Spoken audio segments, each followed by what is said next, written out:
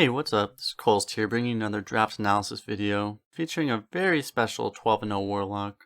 So in this meta, my successful Warlock drafts have tended to be ones that prioritize deck balance, flexibility, and board swings, having a good combination of all kinds of removal, while still having as good of a curve as possible. This deck will be a star example of this. As always, this draft comes from my live Twitch stream, which you can check out the link for in the description. Let's start with the first pick here. Here, I do love Siphon Soul, but it's just too expensive in the bucket. Warlock has better removal options right now, so you shouldn't usually need to take a Siphon Soul.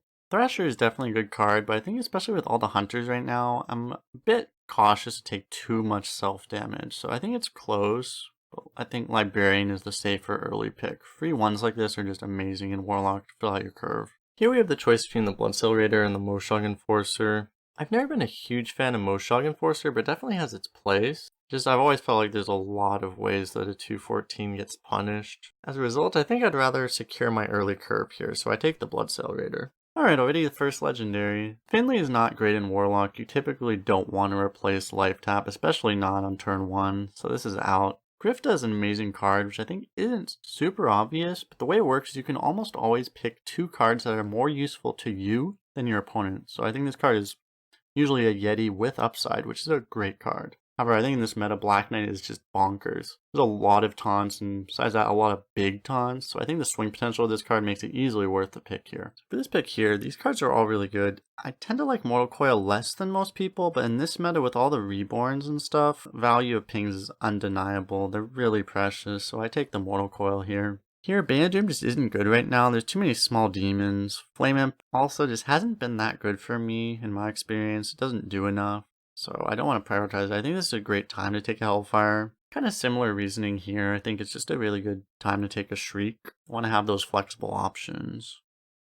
Now on this pick, I think Recruiter doesn't look good right now. Pact usually won't do anything, so kind of forced into the Venture Co. Easy Egg Napper here. We just need the 3-drop. Here I don't love the Sleepy Dragon. It's just a little weak to removal. Sidekick is good, but with how few minions we have right now, I think it's more valuable to have the drop here. The Enchanter, also the heal, is definitely relevant in Warlock, so let's take it. Here, I like the Void Lord, because compared to something like a Sleepy Dragon, this is a big taunt that's much stronger against most hard removals.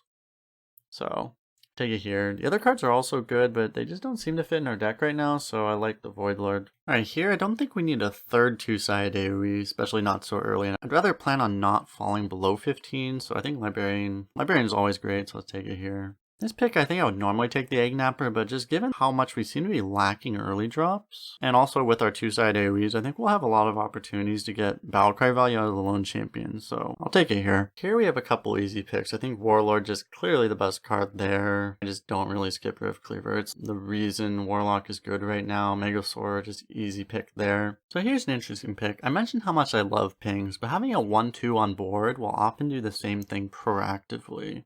And Firefly is just amazing in Warlock for filling in your curve. It can be a 1 or a 2, because you can play them both on turn 2, and we need 2s right now, so I think it's just a lot more helpful to us than the Coil right now. Now in this pick, these are all really good cards. Shellfighter, however, has always been one of my favorite cards. I think it's super underrated. If you use it well, it can honestly just win you games. The other cards are good here, but I don't skip a Shellfighter here. So this is an interesting pick. I think Former Champ is clearly the best card here in a vacuum, but we really need the 2, and the Taunt Battlecry of the Sunfury Protector can be very great. But here Bug Collector is great. We need a 2, we need a ping, has both of those. Absolutely great, let's take it. Now here on this choice, it's great that we got those 2s in the last 2 picks, so we don't really need the 2 here. Rock is also amazing, but we already have 3 5s, so I think the Mortal Coil is the best pick.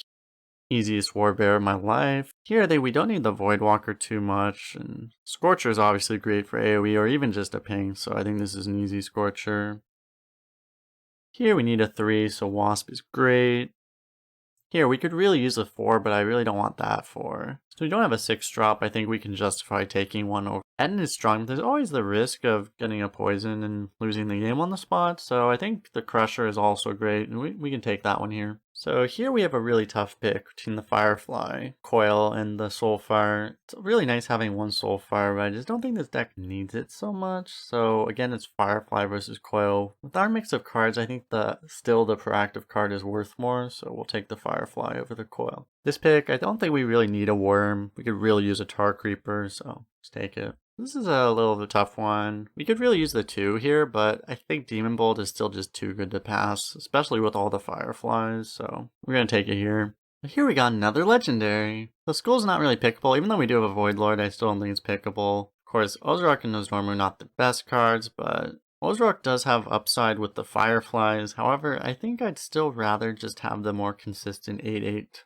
body rather than something that might just be a 5/5. It's going to be tough for us with our early curve to try like holding on to our Fireflies all game just to try to get big Ozark.